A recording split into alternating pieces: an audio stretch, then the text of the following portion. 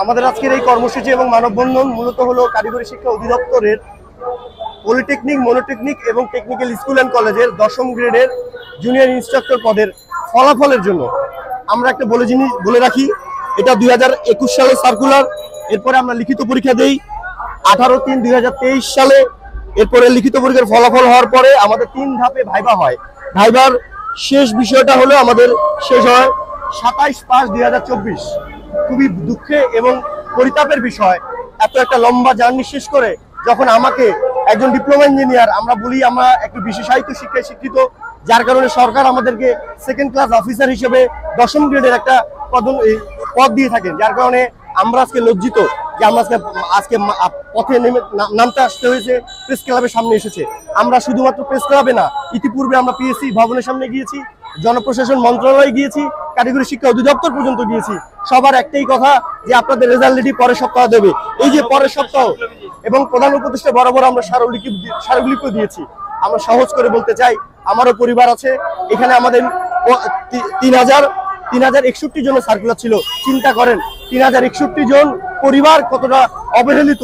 4টা বছর ধরে তারা কিভাবে কষ্টে দিনানিপাত করছে। তাদের পরিবার আছে, সামাজিক একটা তাদের সম্মান আছে, সেই জায়গাও আমরা বারবার লাঞ্ছিত হচ্ছি, অপমানিত হচ্ছি। তাই আমরা চাই এর দ্রুত সমাধান। আমরা চাই একইভাবে কারিগরি শিক্ষা যেমন উন্নতি হবে, আমাদের সার্কুলেট করার মাধ্যমে আমাদের ফলাফল দেওয়ার সাথে সাথেই আমাদের যেন পোস্টিং দিয়ে দেওয়া হয়। এবং তার আগে আমরা চাই যে এই কারিগরি শিক্ষা যারা শিক্ষিত হচ্ছে তাদের আমরা এই মেধাবী যারা আমরা আজকে টিকেছি তারা যেন শিক্ষক হিসেবে সেখানে জয়েন হতে পারি এবং তাদেরকে যে থিওরিটিক্যাল এবং প্র্যাকটিক্যাল বিষয়গুলো সেগুলো শেখাতে পারি।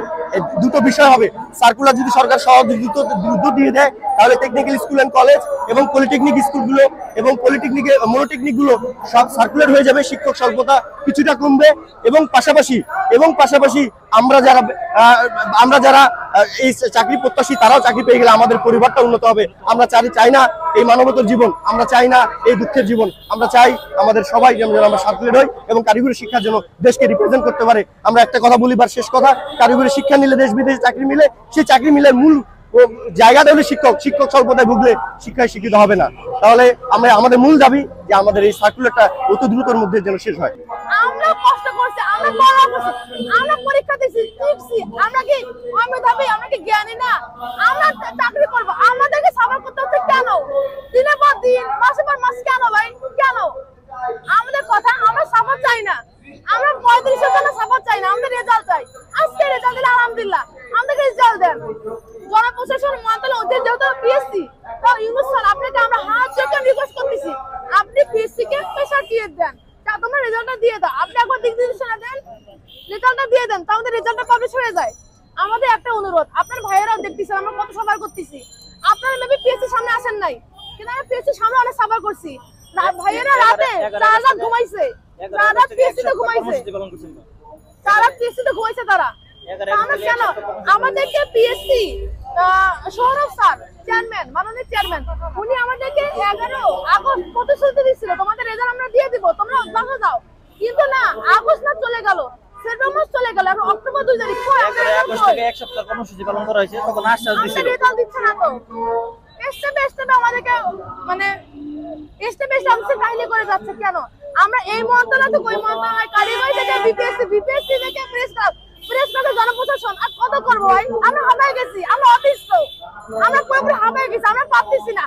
আমাদের গাজীপুরে এই সেপ্টেম্বর মাসে 2 জন মারা গেছে, একজন সুইসাইড করছে, হতাশায় চাকরি নাই, এক পজিটিভে মারা গেছে স্ট্রোক করে। কেন? চাকরি হচ্ছে না, স্ট্রোক, তার অনেক টেনশন। আমি স্ট্রোক করবো, তার কি গ্যারান্টি? আমি বললে কে দায়ভার নেবে? আমি টেনশন করতেছি, আমি রাতে ঘুমাইতে পারি না ভাই। বাসা থেকে ফোন দিলে রেজাল্ট কবে? আমরা কি আশাটা দিব? টেনশন হয়। আমরা স্ট্রোকের মাধ্যমে তার কি গ্যারান্টি ভাই? তখন কে দায়ভার নেবে? তাহলে আমাদের রেজাল্টটা দিয়ে দিক, আমাদের রেজাল্ট আজকেই দিক, পারলে আমরা হাসি মুখে এখান থেকে বিদায় নিয়ে যাবো।